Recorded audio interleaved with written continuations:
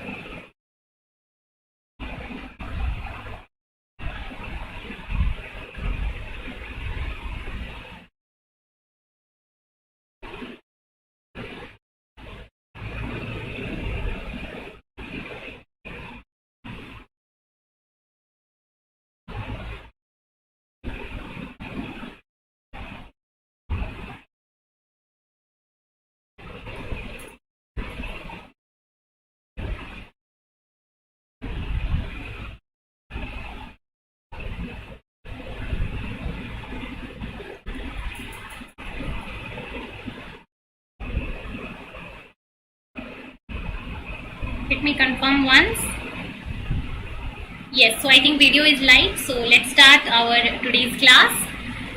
And before starting the lecture, let me tell you few important things related to Unacademy. Unacademy के platform के बारे में कुछ important चीजें. So जो स्टूडेंट्स Unacademy प्लस से जुड़ना चाहते हैं उनके लिए मैं बताना चाहती हूँ Unacademy के बेनिफिट्स, Unacademy के एडवांटेजेस. तो Unacademy का प्लेटफॉर्म आपको प्लस सब्सक्रिप्शन और आइकनिक सब्सक्रिप्शन देता है. एंड प्लस और आइकनिक सब्सक्रिप्शन के साथ आप Unacademy के प्लेटफॉर्म के ऊपर बहुत सारी बेनिफिट्स, बहुत सारी एडवांटेजेस जो हैं वो ज्वाइन कर सकते हो, जहाँ पे आपको मिलती है live classes, test series, practice session and well scheduled course.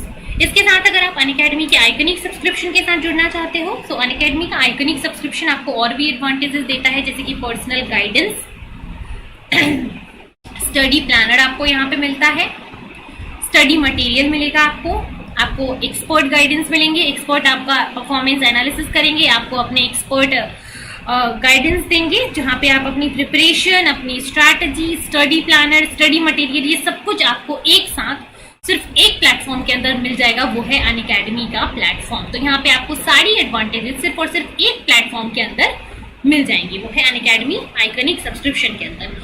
आप इन सब्सक्रिप्शन को अगर ज्वाइन करना चाहते हो तो उसके लिए आपको Unacademy का लर्निंग ऐप डाउनलोड करना पड़ेगा प्ले स्टोर से. सर्च करोगे आप, उसको इंस्टॉल कर लो.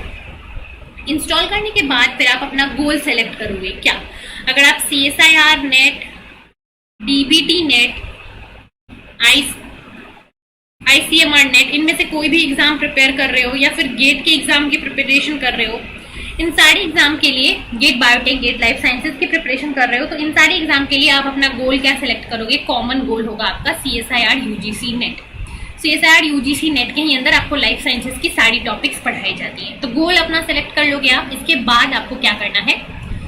चूज करना है. अगर आपको प्लस सब्सक्रिप्शन लेना है तो आप सब्सक्रिप्शन क्लासेस के लिए आप यहाँ पे प्लस या आइकनिक में से चूज करके प्लस सब्सक्रिप्शन ले सकते हो. और अगर आप प्लस सब्सक्रिप्शन नहीं लेना चाहते हो, आप सिर्फ Unacademy पे फ्री क्लासेस देखना चाहते हो, तो आप Unacademy की स्पेशल क्लासेस देख सकते हो. तो यहाँ पे दो प्लेटफॉर्म है जिनमें दोनों अलग अलग एडवांटेजेस आपको मिलती हैं. प्लस सब्सक्रिप्शन के अंदर आपको प्लस की क्लासेस मिलेंगी और अगर आप फ्री क्लासेस देखना चाहते हो तो आपके लिए आइकनिक सब्सक्रिप्शन भी यहाँ पे अवेलेबल है. तो ये आपकी चॉइस है, आप इन दोनों में से किस क्लास को देखना चाहते हो, किस क्लास से बेनिफिट लेना चाहते हो. It's totally up to you. अगर आप प्लस सब्सक्रिप्शन में इंटरेस्टेड हो तो यहाँ पे प्लस में क्लिक करो और उसके बाद आप यहाँ से अपना प्लान चूज कर लो. प्लान चूज करने के बाद आप नेक्स्ट क्या करोगे? आप नेक्स्ट पेमेंट करोगे. पेमेंट करते टाइम ध्यान रखना that you have to enter a referral code here.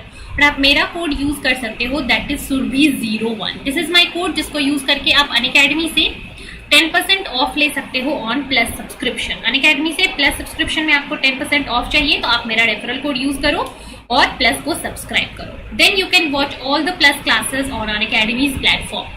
इसके साथ अगर अभी आप सब्सक्रिप्शन ले रहे हो, सो 12 मंथ के सब्सक्रिप्शन के साथ अभी इस टाइम पे 2 मंथ की एक्स्ट्रा सब्सक्रिप्शन आपको मिल रही है।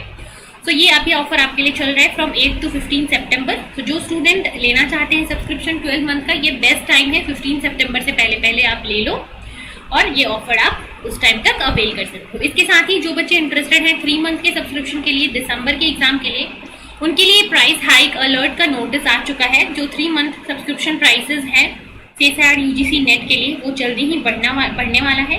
सो जो स्टूडेंट इंटरेस्टेड है वो फटाफट से इस सब्सक्रिप्शन को ले ले और फटाफट से अपनी पढ़ाई जो है, तैयारी जो है वो स्टार्ट कर दे। And a new batch that is outshine batch for physical sciences, it is a crash course, it has been started from 8th of September। तो जो स्टूडेंट इस बैच को ज्वाइन करना चाहते हैं, they can also join Unacademy to get enrolled in this batch. So this is all for this introduction. Now we will be starting with our lecture of electron transport chain and the oxidative phosphorylation where ATP is generated during photosynthesis. So in the last class से अगर किसी को कुछ doubt है, you can ask me now.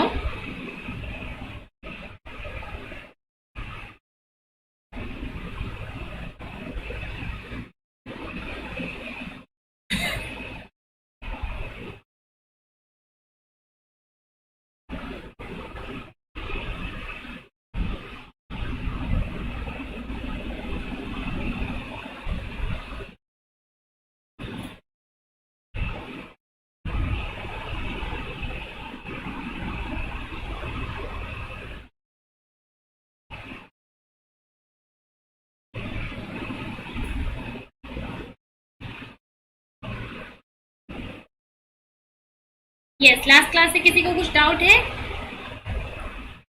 चलिए, नहीं doubt है, किसी का जवाब नहीं आ रहा है, सब बच्चे मेरे सो रहे हैं। एनीवे कोई भी लाइव क्लास में अटेंड नहीं करता। लाइव क्लास में बोलती हूँ आपको कि लाइव क्लास में आया करो सारे के सारे बच्चे, बट लाइव क्लास में आप आते नहीं हो। What is the issue? क्या इशू है?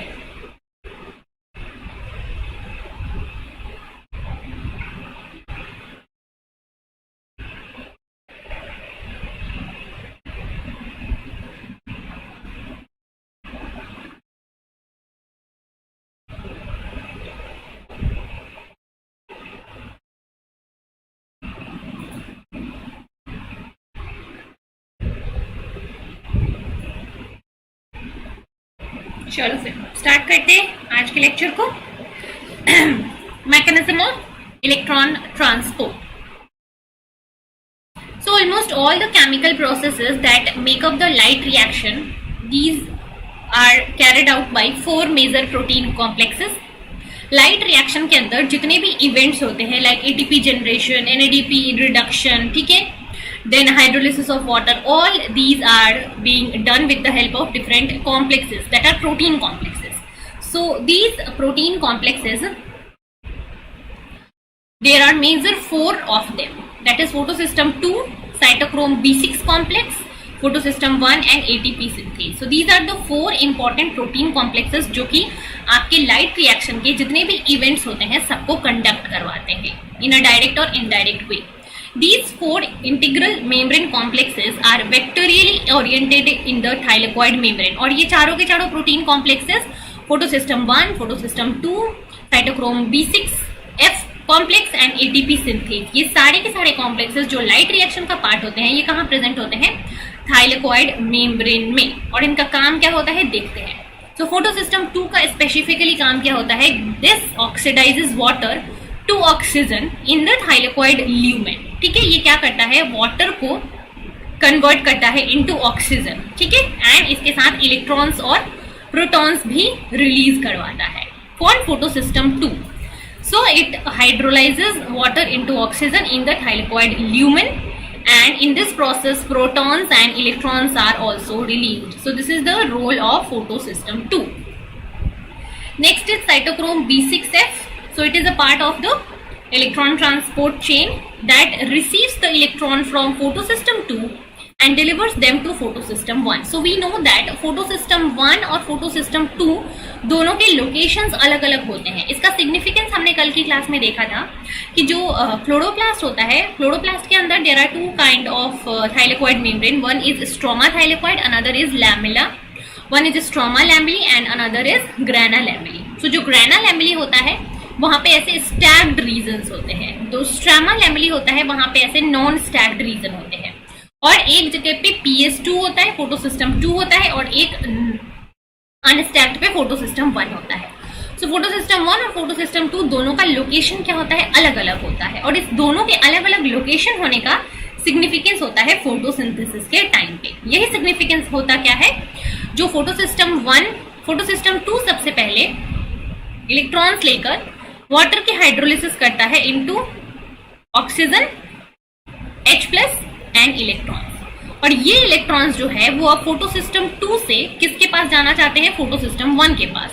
और इस फोटोसिस्टम 1 से फोटोसिस्टम 2 के बीच में होता है साइटोक्रोम B6F कॉम्प्लेक्स, जो कि इस फोटोसिस्टम 2 से इलेक्ट्रॉन को लेके फोटोसिस्टम 1 तक पहुंचाता है.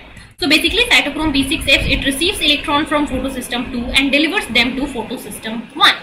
And during this transport of electron from photosystem 2 to photosystem 1, it also transports proton into the lumen from the stroma. So जब ये इलेक्ट्रॉन को ट्रांसपोर्ट करता है, so while transporting the electron, it also brings H+ from the stroma inside the thylakoid membrane into the lumen. So ये lumen के अंदर H+ भी bring करता है. During the transport of electron from photosystem 1 to photosystem 2, these cytochrome complexes they will bring H+ also, right? तो ये हो गया cytochrome B6F कॉम्प्लेक्स का काम. Next is photosystem 1. So B6F जो है cytochrome B6F complex then passes the electron to the photosystem 1. Photosystem 1 take up the electron and then they will pass on this electron, they will give this electron to NADP+. So NADP+ get reduced into NADPH. So photosystem 1 now reduces NADP+ into NADPH in the stroma by the help of ferredoxin, and there is an enzyme that is flavoprotein ferredoxin NADP reductase.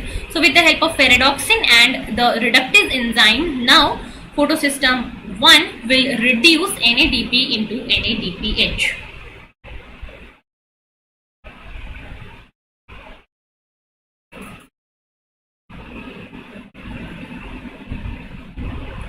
Right. So ये हो गया photosystem 1 का काम. ये NADP को NADPH में reduce करता है. The fourth enzyme complex is ATP synthase that produces ATP by using the protons present in the lumen. So they uses this proton and diffuse them back into the stroma from the lumen, and during this transport ATP is generated. So these are the 4 common enzyme complexes, protein complexes that will play important role during the light reaction of photosynthesis. Photosystem 2, cytochrome B6, photosystem 1 and ATP synthase. These are the 4 major protein complexes. Is this clear, this whole paragraph, everyone? Let me know in the comment. All of you, those who are watching this class live, let me know in the comment.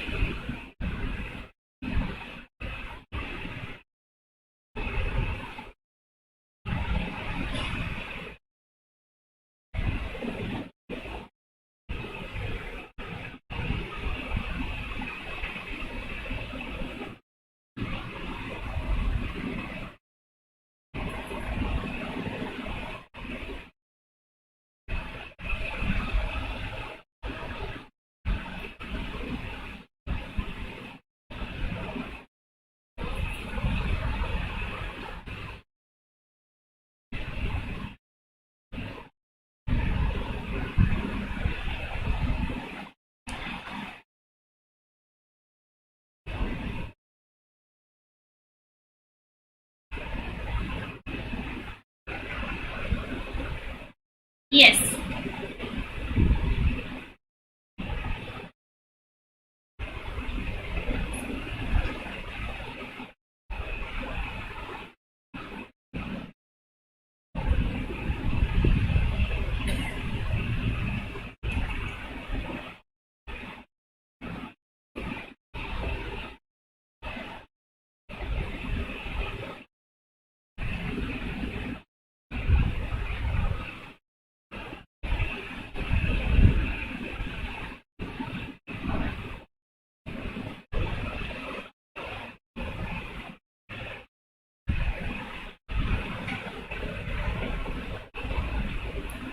Yes, is it clear? This whole paragraph and the role of 4 major protein complexes. चलो आगे बढ़ेंगे, अब next देखते हैं क्या है यहाँ पे. So the current version of Z scheme in which all the electron carriers known to function from H2O to NADPH. ठीक है, सो जो ये H2O से लेकर H2O के हाइड्रोलिसिस से जो इलेक्ट्रॉन्स रिलीज होते हैं वो अल्टीमेटली किसके पास जाते हैं, NADP प्लस के पास. और ये जो फ्लो ऑफ इलेक्ट्रॉन है, this is being described bye a Z scheme manner. ठीक है, सो जेड स्कीम, जेड फॉर्म में फ्लो ऑफ इलेक्ट्रॉन्स के थ्रू ये आपका डिस्क्राइब होता है. ठीक है, सो लेट्स सी यहाँ पे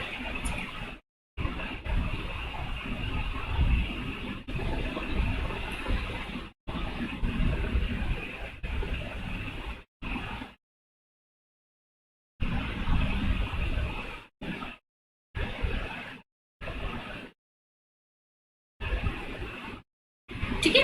सो photons excite the specialised chlorophyll of the reaction centre. ठीक है, सो फोटॉन सबसे पहले एसेसरी पिगमेंट्स फोटॉन्स को क्या करते हैं, हमने पढ़ा था कि एसेसरी पिगमेंट सबसे पहले क्लोरोफिल के ऊपर एसेसरी पिगमेंट्स इसको एब्जॉर्ब करते हैं. एब्जॉर्ब करने के बाद वो रिएक्शन सेंटर को पास ऑन कर देते हैं और उस इलेक्ट्रॉन को यूज करके रिएक्शन सेंटर क्या हो जाएगा, एक्टिवेट हो जाएगा. सो reaction center P68 for PS2 and P700 for PS1 they get activated and electrons के outermost electrons जो है वो वहां से eject होंगे. Now these electron will passes on through a series of electron carriers from PS2 and eventually transported to PS1 and now from PS1 it is being transported to NADP plus for its reduction.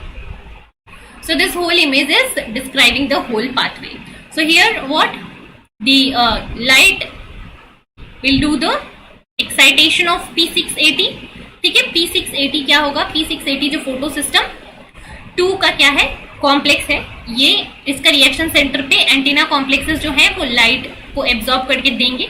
P680 जो है वो excite हो जाएगा. P680 electron को absorb करके क्या कराता है, it will help in the hydrolysis of water. Water hydrolyse होगा into oxygen H plus and electrons. और यहाँ से जो इलेक्ट्रॉन्स है, इलेक्ट्रॉन्स इस P680 को ऑक्सीडाइज करेगा, सॉरी इसको क्या करेगा, एक्साइट कर देगा.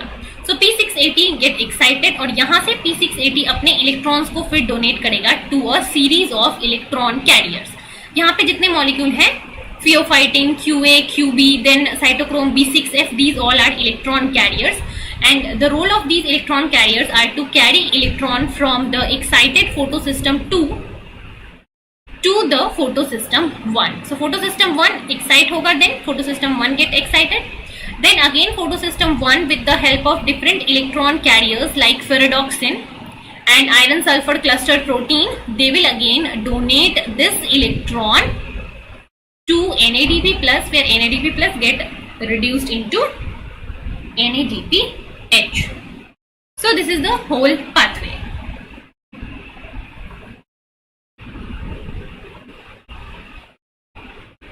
Right? So first what happened during the first step, the PS2 will get excited and how does this excitation take place? So सबसे पहला स्टेप क्या होता है, सबसे पहला जो एसेसरी पिगमेंट्स होते हैं, एसेसरी पिगमेंट्स या फिर जो एंटीना मॉलिक्यूल्स होते हैं, कौन कौन से एंटीना मॉलिक्यूल्स, जैसे कि carotenoids,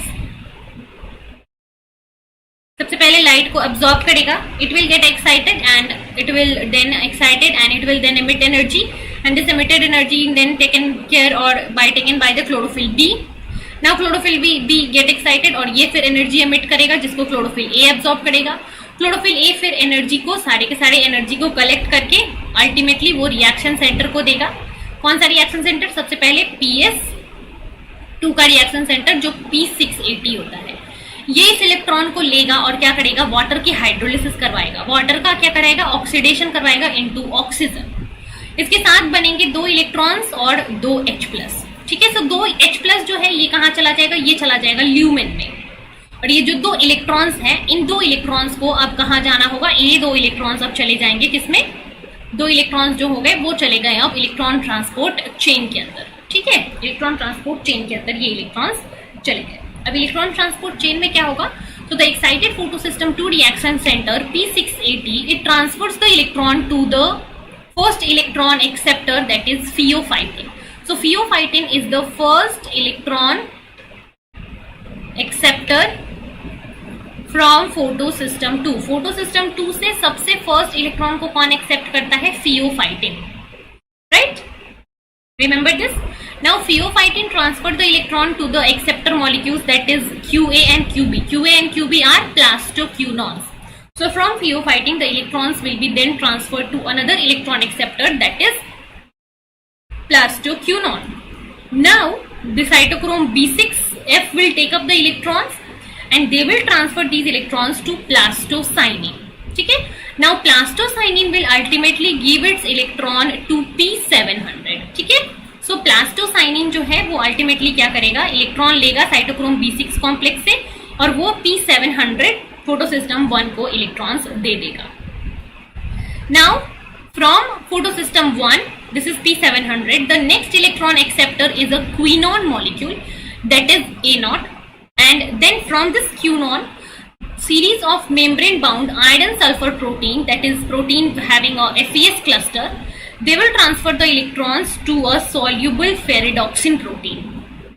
Now this ferredoxin protein, with the help of an enzyme ferredoxin NADP reductase, it takes up the electron from ferredoxin and give it to NADP plus to form NADPH. So ultimately ferredoxin will donate its electron to NADPH. तो यहाँ पे कितनी चीजें हुई? First of all photosystem 2 से, यहाँ पे ध्यान रखने की चीज है कि फोटोसिस्टम 2 से इलेक्ट्रॉन कौन लेता है? सबसे पहले first electron acceptor is pheophytin. Then pheophytin will give it to plastoquinones. Then plastoquinones will give it to cytochrome B6F complex. Then from this it is being delivered to plastocyanin. Now plastocyanin जो है, plastocyanin is the one जो electron देता है photosystem 1 को. Photosystem 1 से electron कौन लेता है? Again quinone molecule. ठीक है? सो क्विनॉन मॉलिक्यूल लेगा, क्विनॉन मॉलिक्यूल फिर इसको डोनेट करेगा to the FeS cluster, iron sulphur cluster proteins. Now from iron sulphur cluster proteins this electron will go on to the ferredoxin, and from ferredoxin there is an enzyme, that is ferredoxin NADP reductase, which will now take up this electron from ferredoxin and give it to NADP plus to form NADPH. So this is the whole reaction जो कि कब होगा? Electron transport chain के time पे होगा. Right? Is it clear everyone?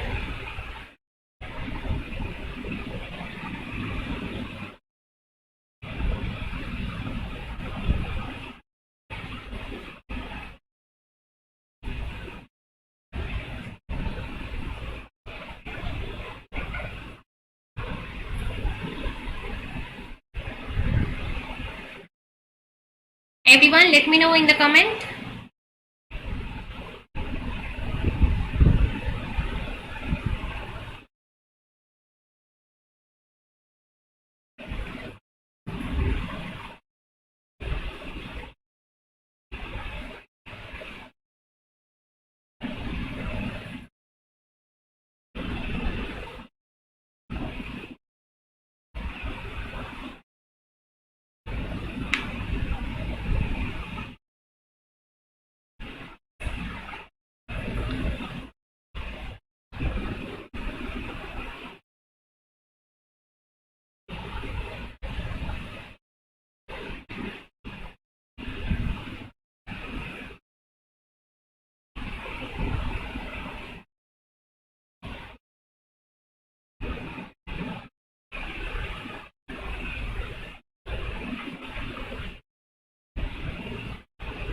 चलो आगे बढ़ते. फिर ये हो गया electron transport chain and these are the steps. So कौन फर्स्ट एक्सेप्टर होता है, कौन लास्ट एक्सेप्टर होता है, ये सारी चीजें यहाँ पे आपको ध्यान देनी है. ठीक है?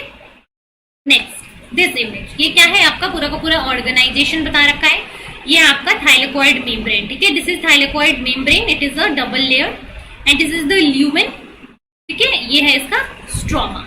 सो यहाँ पे क्या होता है देखो, the transfer of electrons and protons in the thylakoid membrane is carried out vectorially by 4 different protein complexes, 4 protein complex मिलके यहाँ पे इलेक्ट्रॉन और प्रोटॉन का ट्रांसपोर्ट करते हैं। देखते हैं कैसे।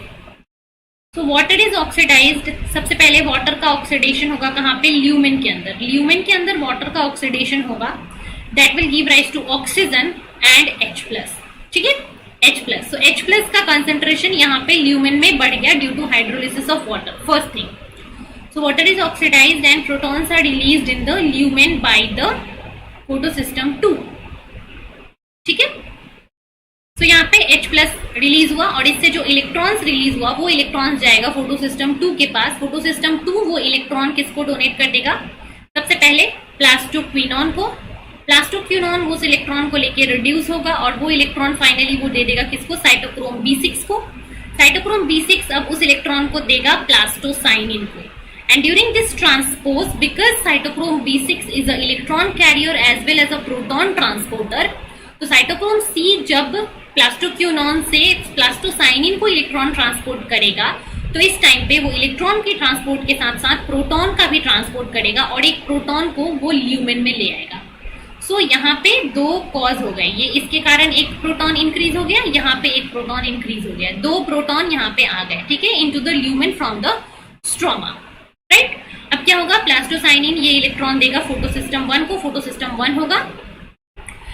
ठीक है, reduce, then photosystem 1 will give this electron to different electron donor and finally it will reach to ferredoxin, then ferredoxin NADPH reductase enzyme will reduce NADP into NADPH। so ये जो इलेक्ट्रॉन गया, ये इलेक्ट्रॉन यहाँ पे इस NADPH जो है वो H+ लेगा कहाँ से, स्ट्रोमा से।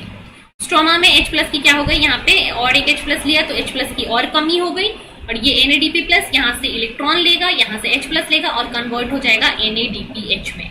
सो during this whole transport overall क्या हुआ, ल्यूमेन के अंदर H+ ज्यादा हो गया और स्ट्रोमा के अंदर H+ की कमी हो गई, बिकॉज स्ट्रोमा के अंदर H+ कंज्यूम हो रहा है और स्ट्रोमा से H+ ट्रांसपोर्ट भी हो रहा है और स्ट्रोमा के अंदर H+ जनरेट भी हो रहा है by ATP by water hydrolysis. So ultimately lumen of thylakoid के अंदर क्या हो जाएगा, high H+ concentration and stroma के अंदर low H+ concentration. So this will create a H+ gradient. ठीक है, तो अभी यहाँ पे देखते हैं स्टेटमेंट क्या है।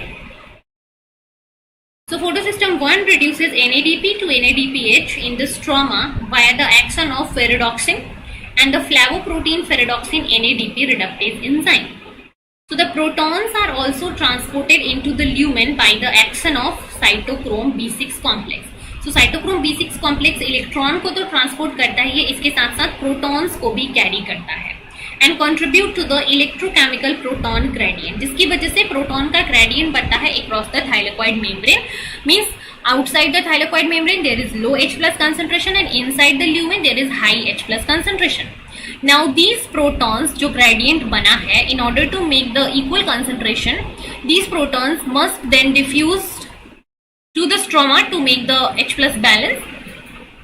So they are transported or they are diffused from lumen to the stroma with the help of ATP synthase enzyme, where the diffusion of protons down their concentration gradient is being used to synthesize ATP. Right? So इस H+ gradient जो यहाँ पे बना है, इस H+ gradient को क्या करता है, यूज करता है एंजाइम ATP सिंथेस और ये H+ को वापस ल्यूमेन से स्ट्रोमा में भेजता है। ठीक है, तो H+ का हाई कंसंट्रेशन से लो कंसंट्रेशन में मूवमेंट होता है across the concentration gradient and this concentration gradient movement is known as downhill movement. और इस डाउनहिल मूवमेंट से जो एनर्जी कंजर्व होता है उस एनर्जी को यूज करके यहाँ पे ATP जनरेट हो जाता है with the help of ATP synthase enzyme. So ATP synthase जो है यहाँ पे डाउनहिल मूवमेंट कराता है प्रोटॉन्स का और इस डाउनहिल मूवमेंट से जो एनर्जी कंजर्व होता है उससे ATP की सिंथेसिस होती है। So this is the whole process. I hope it is clear. अगर यहाँ पे कुछ भी किसी को भी डाउट है, let me know. कुछ भी, थोड़ी सी भी, छोटी सी भी अगर डाउट है तो मुझे बताओ, will clear your doubt. कोई डाउट रख के नहीं जाना है, सारे डाउट को यहीं क्लियर करो और मुझे बताओ फटाफट से कि क्या ये टॉपिक क्लियर है। इलेक्ट्रॉन ट्रांसपोर्ट चेन, ठीक है, यहाँ से क्या क्या चीजें जरूरी है, यूज क्या है, 4 इलेक्ट्रॉन कॉम्प्लेक्सेस, 4 प्रोटीन कॉम्प्लेक्सेस का यूज क्या है, प्रोटॉन मोटिव फोर्स यहाँ पे कैसे जनरेट होता है, B6F साइटोक्रोम का रोल क्या है, ठीक है, एटीपी सिंथेज का रोल क्या है, प्रोटॉन मोटिव फोर्स क्या है, इन सारी चीजों के बारे में आपको जानकारी यहाँ पे होनी चाहिए, ठीक है। H+ कहाँ पे ज्यादा होता है, H+ कहाँ पे कम होता है, इन सारी चीजों के बारे में आपको जानकारी होनी चाहिए। सो अगर आपको इन सारे क्वेश्चन का आंसर आपके पास है तो मुझे बताओ, फिर हम बढ़ेंगे आगे।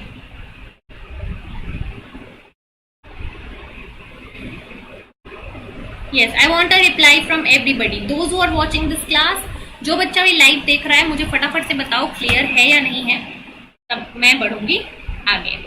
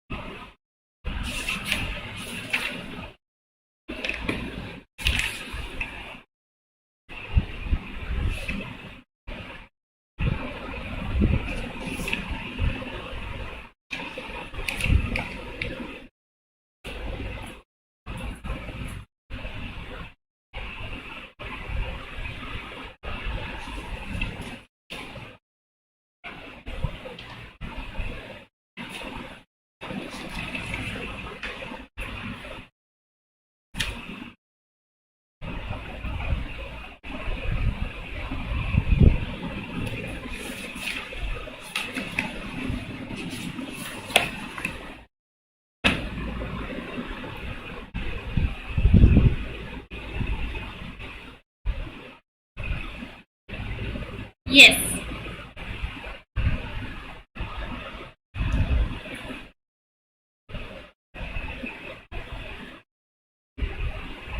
चलो फिर आगे बढ़ते हैं।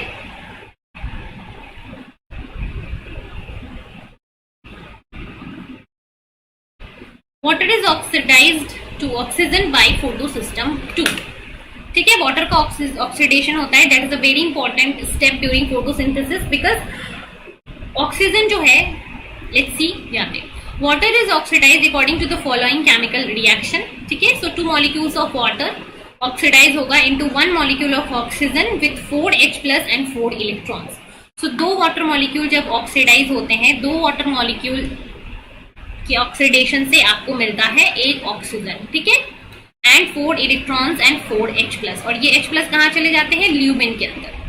ये इलेक्ट्रॉन्स कहाँ चले जाते हैं, फोटोसिस्टम 2 के पास, ठीक है, जिससे फिर इलेक्ट्रॉन ट्रांसपोर्ट चेन में जाना होता है।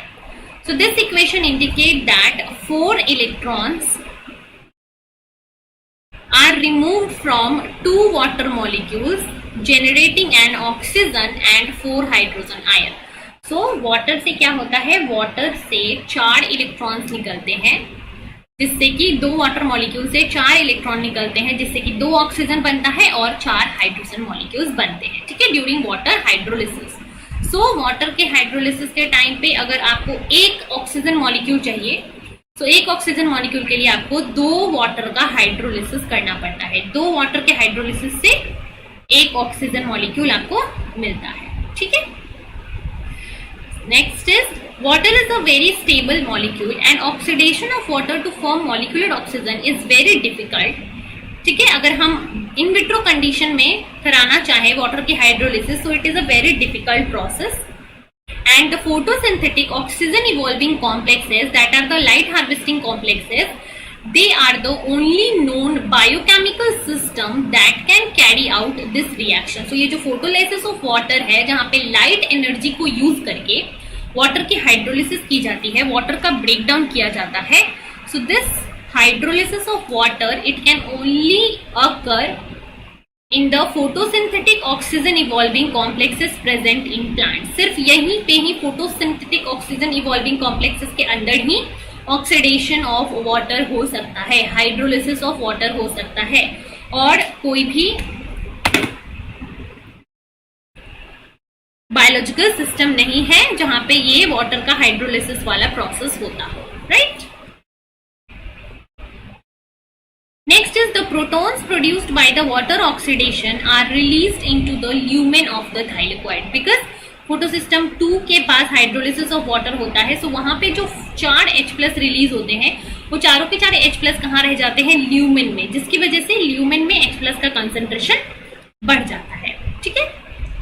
So not directly into the stroma and they are then H+ will accumulate and now these accumulated H+ are then released into the lumen, जिसके कारण से H+ gradient बन जाता है। and now eventually these protons are transferred from the lumen to the stroma by the ATP synthase enzyme, जिसकी वजह से ATP generate होता है overall।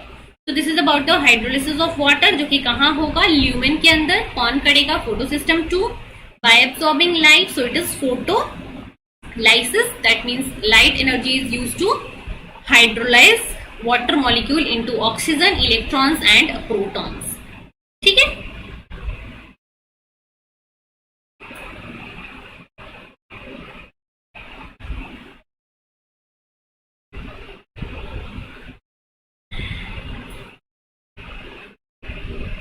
Yes.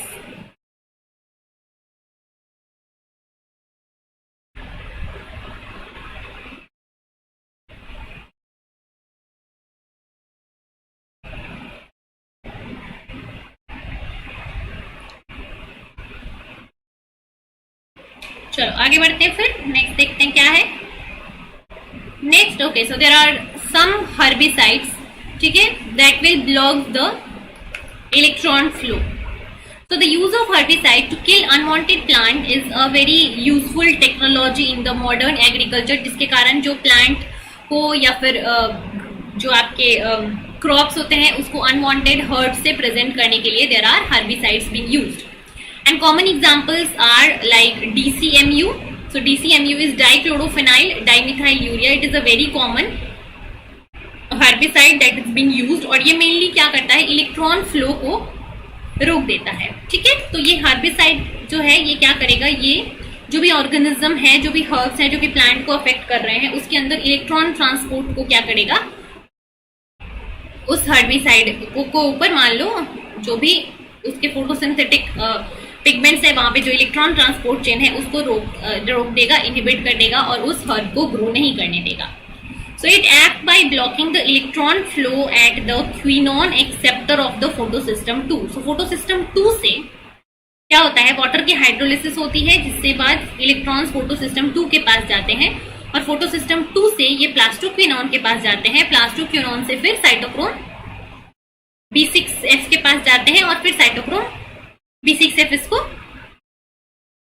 फोटोसिस्टम 1 तक पहुंचाता है।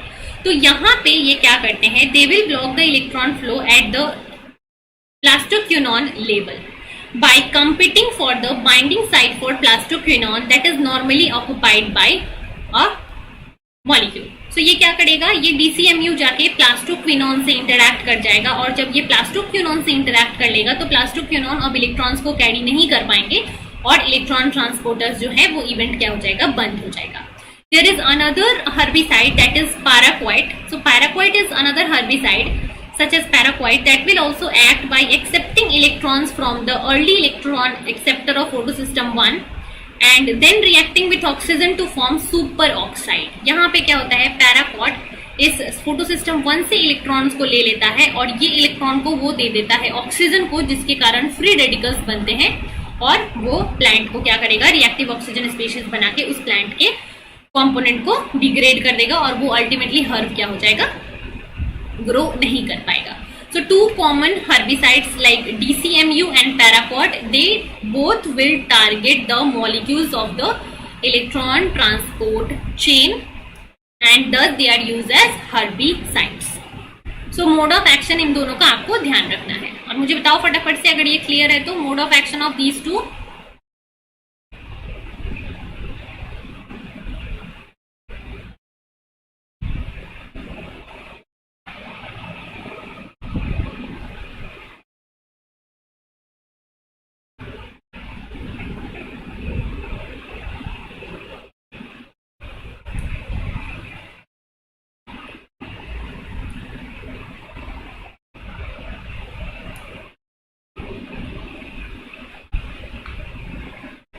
Yes, is this clear everyone? Let me know in the comment.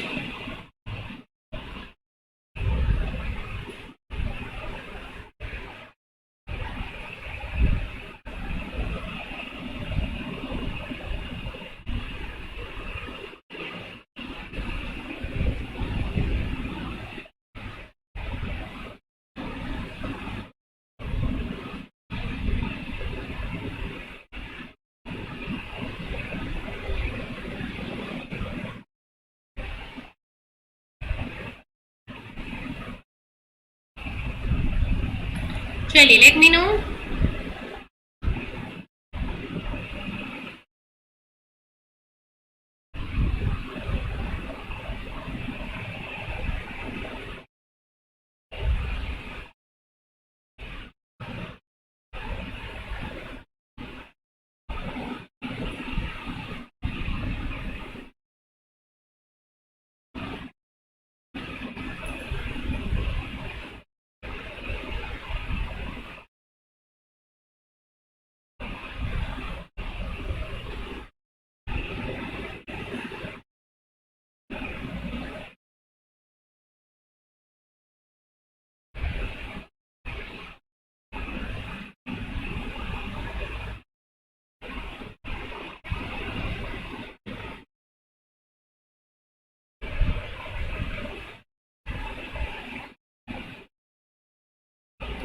चलो move करते हैं नेक्स्ट स्लाइड के ऊपर।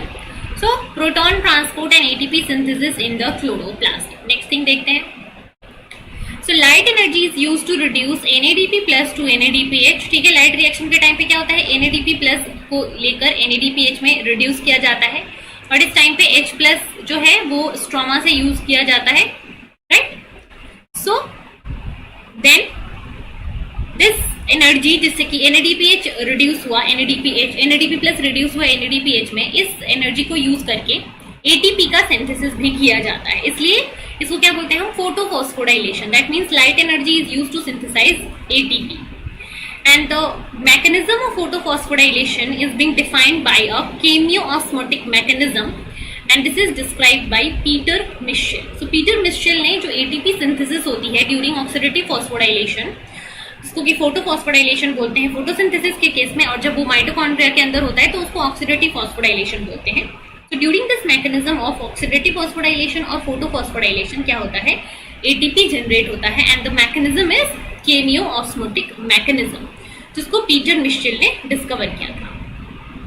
So the basic principle of this chemiosmotic mechanism is that the ion concentration differences, that means the difference of H plus ion, H plus जो है क्या होता है, ल्यूमेन। अगर ये आपका थाइलेकोइड मेम्ब्रेन है, ये ल्यूमेन है, ये स्ट्रोमा है।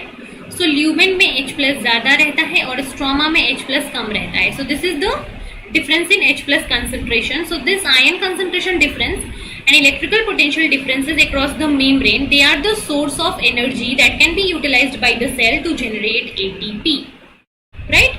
So the asymmetric nature of photosynthetic membrane due to the electron transport chain के कारण सबसे पहले क्या होता है, तीन चीजें जो हैं वो बेसिकली आपके इस प्रोसेस में हेल्प करती हैं। कौन कौन सी प्रोसेस में कौन कौन से स्टेप हो गए यहाँ पे जो कि H प्लस ग्रेडियंट बनाता है, यहाँ पे देखते हैं।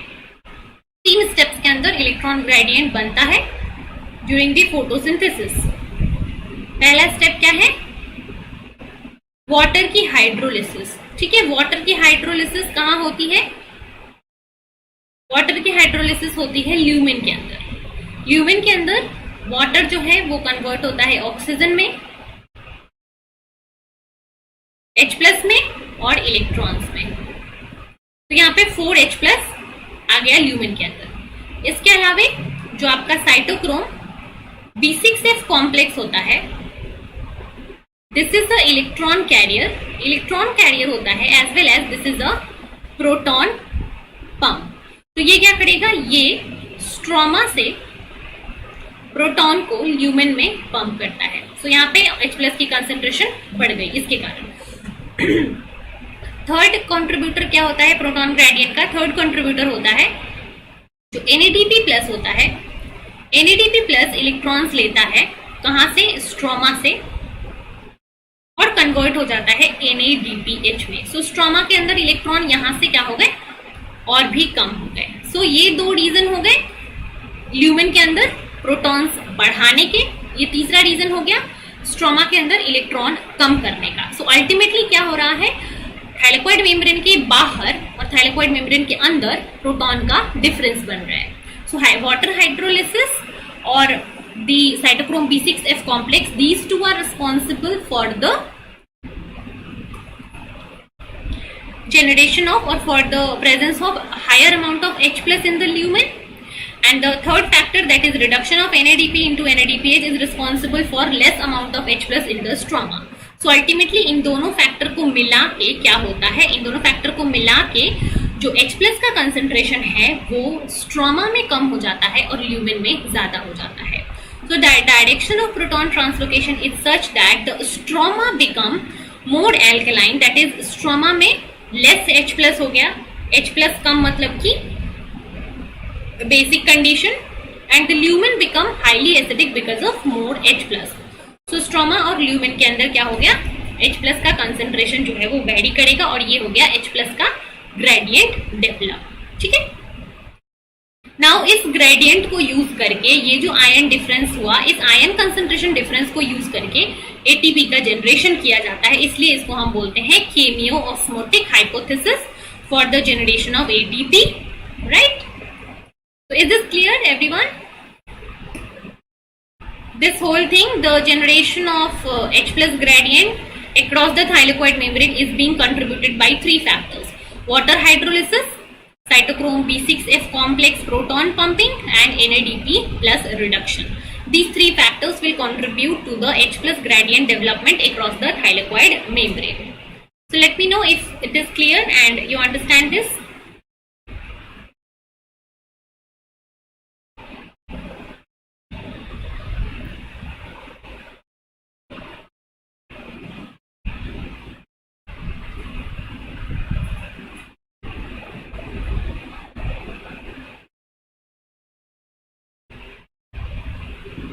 Yes, everyone, let me know in the comment.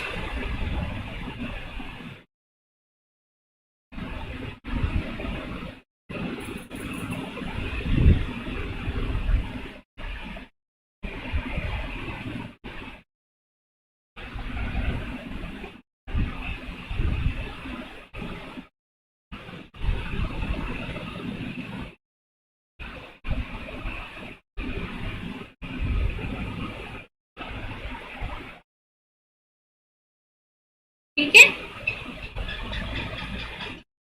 चलो नेक्स्ट यहाँ पे क्लास स्टेटमेंट है, इसको देखते हैं. So the ATP is synthesized then with the help of a large enzyme complex, that is a large protein that is of 400 kilodalton, that is known as ATP synthase, or it is known as ATPase enzyme, or it is known as CF0 CF1 subunit. ठीक है, ये बहुत सारे नाम होते हैं इस enzyme के. और यहाँ पे this enzyme consist of two parts.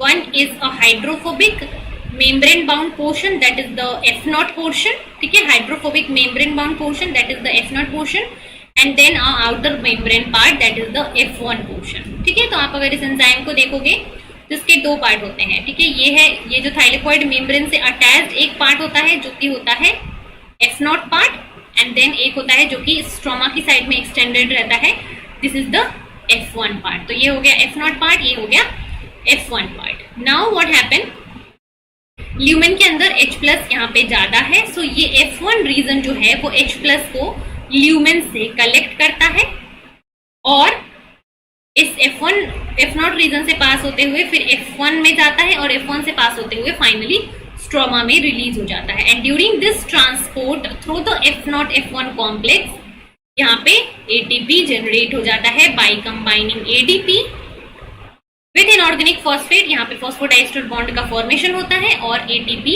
बन जाता है. तो अल्टीमेटली क्या होता है यहाँ पे कि इस H प्लस के across the concentration gradient, that is downhill movement से, इस H प्लस के डाउनहिल मूवमेंट से जो एनर्जी कंजर्व होती है, इस कंजर्व एनर्जी को यूज करके ADP और इनऑर्गेनिक फॉस्फेट में नए बॉन्ड का फॉर्मेशन हो जाता है. So the energy that is being conserved by the downhill movement of H plus from the lumen to the stroma is being used for the formation of new phosphodiester bond between ATP and inorganic phosphate to generate ATP. So इस downhill movement से इस phosphodiester bond का formation हो जाता है. So what happened during this process? CF0 F0 it appears to form a channel. CF0 के अंदर क्या होता है, जो F0 सब यूनिट होता है इसका, ये these are composed of several components that will form a channel like structure. Through this channel the proton will pass and finally go to the CF1 complex. Now this CF1 complex is made up of several peptide chains and it has mainly alpha and beta chains. So it has 3 alpha and 3 beta polypeptide chain and 3 alpha and 3 beta वो ऐसे alternatively arrange होते हैं, ऐसे गोल एक tunnel like structure बनाते हैं जहाँ पे एक बीटा एक अल्फा, एक बीटा एक अल्फा, एक बीटा एक अल्फा, ऐसे करके एक टनल लाइक स्ट्रक्चर बनाता है.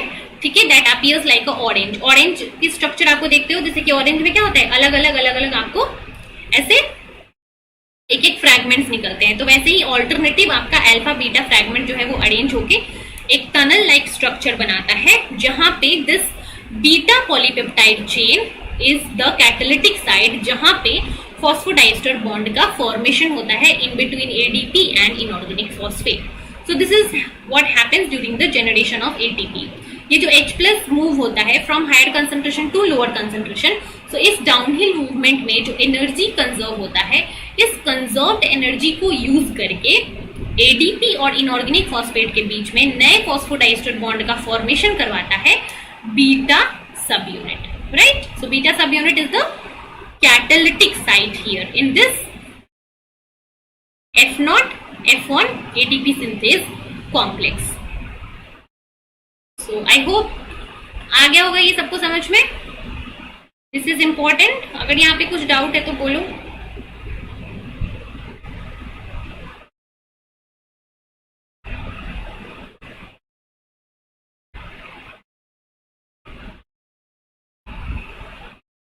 Yes, everyone.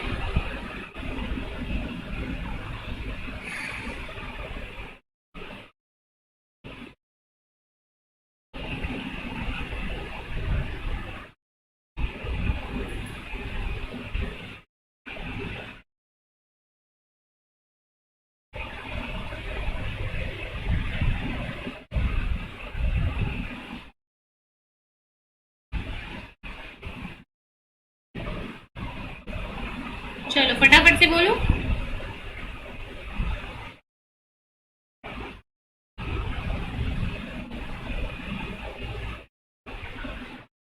Yes, I want a yes or no, anything from all of you. Yes or no में reply करो, then we'll move ahead.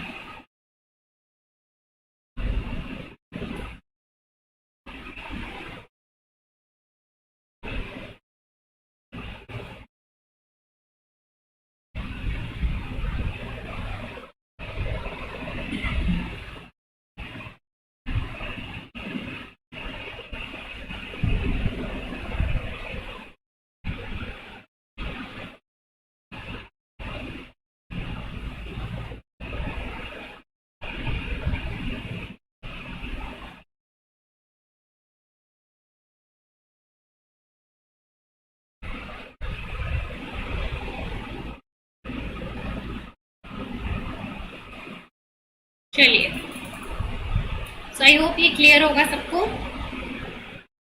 Right, okay. So I think this was the last slide. Yes, so this is the last slide for today's class and I hope आज का lecture सबको समझ में आया है, सबको क्लियर होगा. अगर आज की क्लास में किसी को कुछ डाउट रहता है, so just mention your doubt in the comment section. ठीक है. And yeah, there is one doubt from one student. Let me see. Let me 1 second.